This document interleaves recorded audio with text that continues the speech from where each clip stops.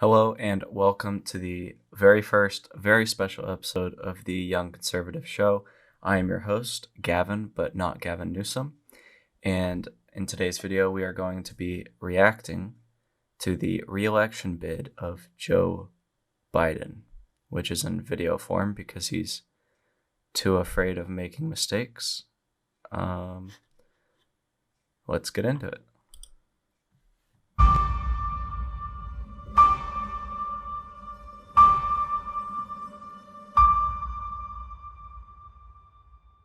Freedom, personal freedom is fundamental to who we are as Americans. There's nothing more important, nothing more sacred. That's been the work of my first term, to fight for our democracy. This shouldn't be a red revolution. To protect our rights, to make sure that everyone in this country is treated equally and that everyone is given a fair shot at making it. But around the country, MAGA extremists are lining up to take on those bedrock freedoms, cutting Social Security that you paid for your entire life while cutting taxes for the very wealthy, dictating what healthcare decisions women can make, banning books, and telling people who they can love, all while making it more difficult for you to be able to vote.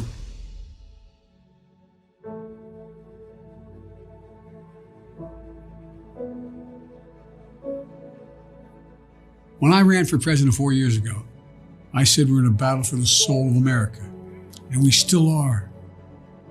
The question we're facing is whether in the years ahead, we have more freedom or less freedom, more rights or fewer. I know what I want the answer to be, and I think you do too. This is not a time to be complacent. That's why I'm running for re-election, because I know America. I know we're good and decent people. I know we're still a country that believes in honesty and respect and treating each other with dignity. That we're a nation where we give hate no safe harbor. We believe that everyone is equal, that everyone should be given a fair shot to succeed in this country. Thank you for choosing us. Every generation of Americans has faced a moment when they have to defend democracy. Stand up for our personal freedom. Stand up for the right to vote and our civil rights.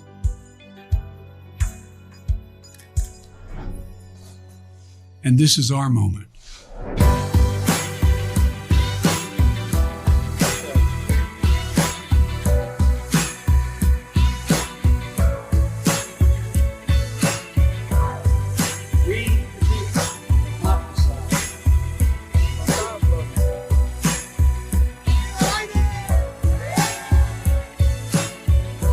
So if you're with me, go to joebiden.com and sign up.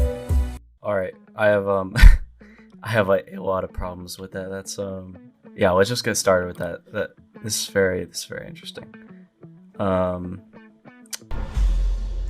Yeah. So he's showing the January 6th riots, and that's really interesting if you want to compare riots. I mean, here's the Antifa riots that were sparked by George Floyd, and you can see destruction. There's a very large difference between the January 6th riots and the riots from the left.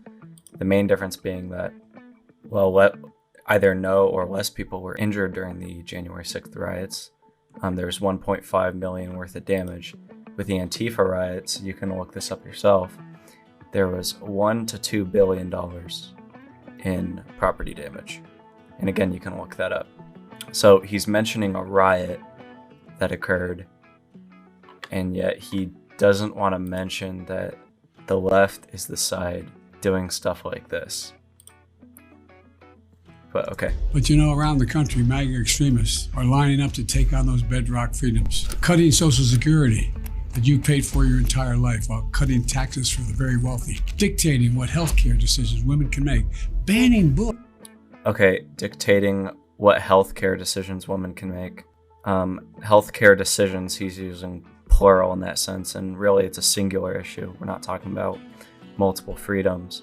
We're talking about one freedom, and it's hardly a freedom to kill an unborn baby. So, and then he brings up the point with the the book bannings like To Kill a Mockingbird, which there were just as many people on the left criticizing that book as on the right.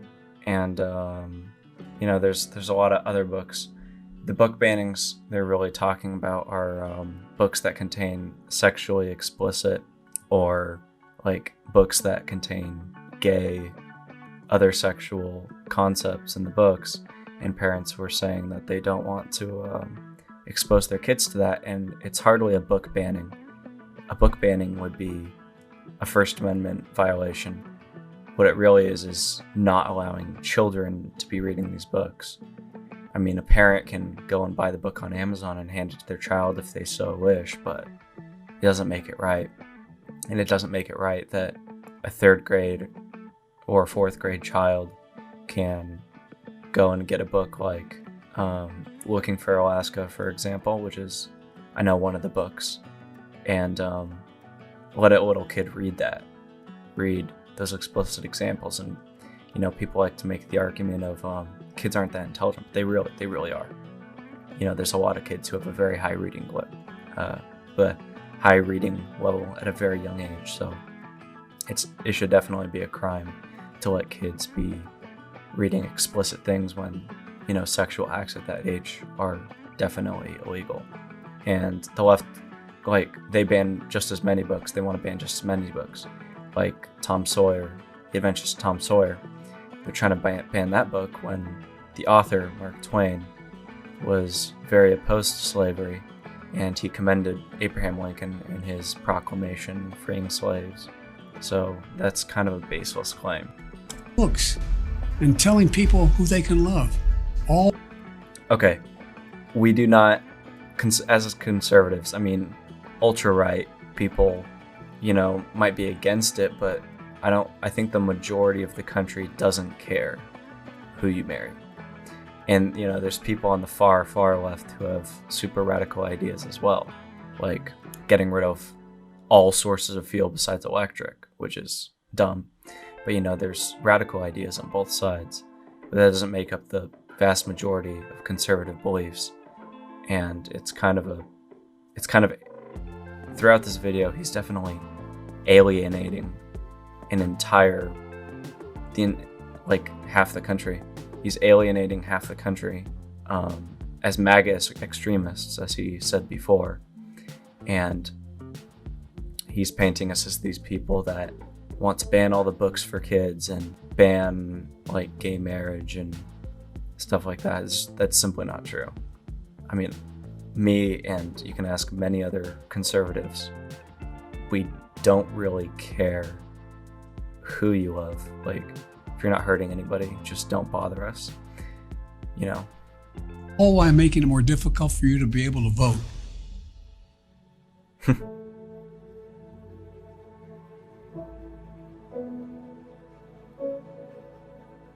When I ran for president 4 years ago, I said we're in a battle for the soul of America, and we still are. The question we're facing is whether in the years ahead we have more freedom or less freedom, more rights or fewer. I know what I want the answer to be, and I think you do too. This is not a time to be complacent. He's right, it's not a time to be complacent. And it's funny that throughout this video, he shows himself around veterans and with workers. But I would say an extremely large majority of blue collar people don't really like him for reasons that are rather obvious.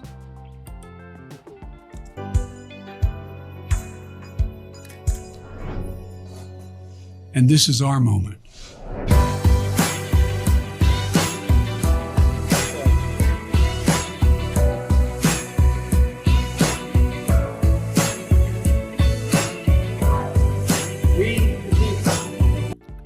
We the people.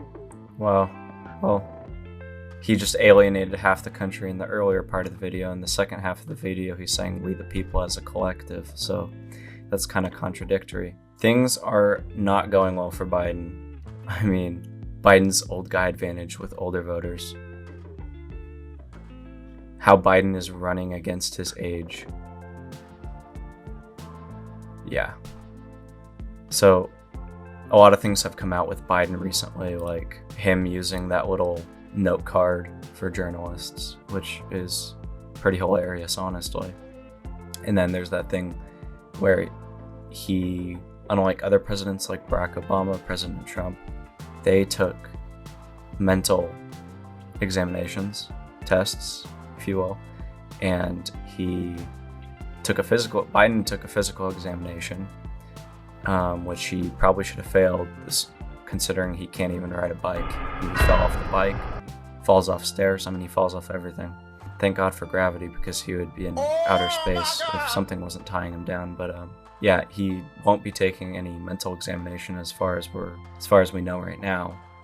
And the previous White House position was calling for him to take that mental examination, but I don't think anything has came out about that. Yeah, ex-White House Dr. Ronnie Johnson demands Biden take a cognitive test or drop out. Yeah, he definitely has a lot of problems that he needs to own up to. He really should not be running in the race at all.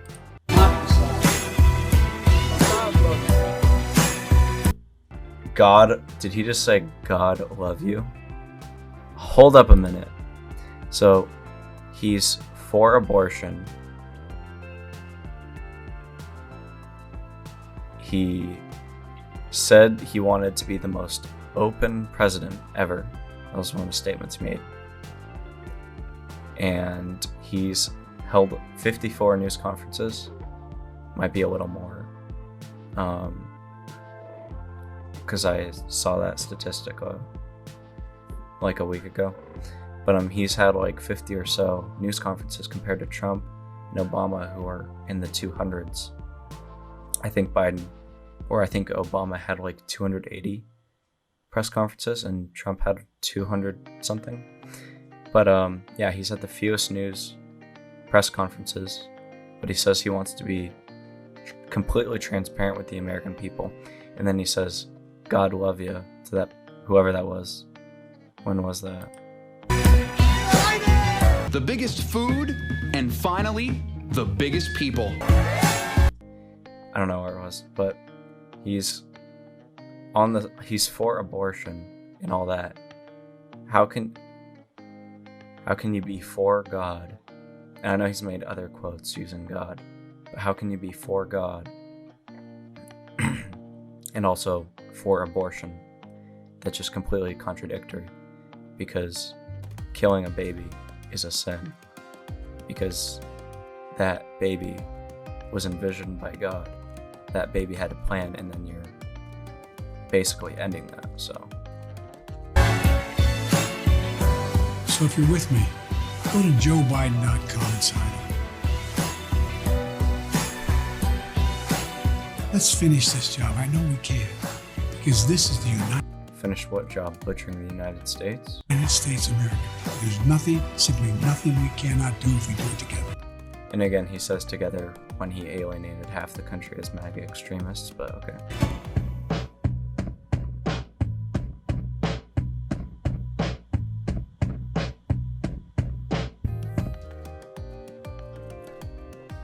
Okay, that is Biden's re-election bid, I guess. I definitely think he's either going to be kicked out, like he's not going to be nominated, prevented from running in some way, or he's straight up going to lose, because people are going to have to pick between, and I think it's going to be Trump again, but it might be DeSantis, who knows. But I think it's really going to be between Trump or DeSantis or Biden or Kamala. Maybe she'll run, and that would be awful if Biden doesn't run. But I think it's going to be between Biden, Trump, or DeSantis. I think Trump has the better edge on that. But I think Biden's utterly going to lose. Things are going really bad for him. And I think a lot of this is coming around, especially since the election is coming around. Things are surfacing because people really don't want him to win. And I think there was a poll, and don't quote me on this, you can look it up yourself probably, but I think like 60 to 70% of people think he shouldn't run again. And a lot of people think because of old age, but that's that. Anyways, if you like this video, like, drop a comment below, and subscribe. Hit that notification bell. And yeah, maybe we'll be reacting to more stupid Biden fails in the future. Thank you guys for watching. Have a good one.